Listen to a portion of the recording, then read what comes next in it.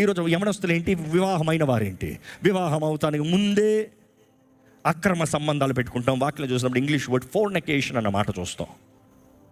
అది వ్యభిచారం అన్న మాట కాదు, కానీ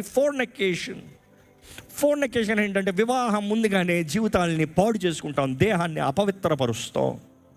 ఈరోజు ఎంతోమంది బానిసలై ఉన్నారు దేనికి? పోర్నోగ్రఫీ, అశ్లీలమైన దృశ్యములకి. ఎంతమంది ఎరిగి బానిసలై ఉన్నారో అది దెయ్యమో.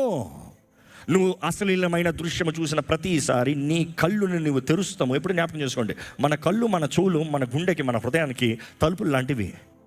అందులో నువ్వు తెరిచే తలుపుని బట్టి ఏ అపవిత్రమైన ఆత్మను నువ్వు అనుమతిస్తున్నావు అనేది పరీక్షించుకోవాలి. నిజంగా పోర్నోగ్రఫీ చూసే ప్రతి ఒక్కడు తన కళ్ళు తెరుస్తాం ప్రతిసారి దురాత్మలు తనలోకి వెళ్తుందని గ్రహిస్తే నిజంగా చూసుకుంటూ కూర్చుంటాడా? ఈరోజు ఎంతోమంది గ్రహిస్తలేదు, అపవిత్రాత్మలు ఏళ్తున్నాయి.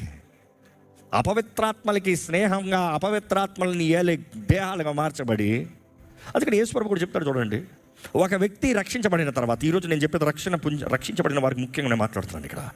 ఎందరో రక్షించబడాలని అంటూ కామ సంబంధమైన కార్యాలు, ఇచ్చ సంబంధమైన కార్యాలు, వ్యభిచారపు కార్యాలు, దేవుని నామానికి అవమానం వస్తుంది.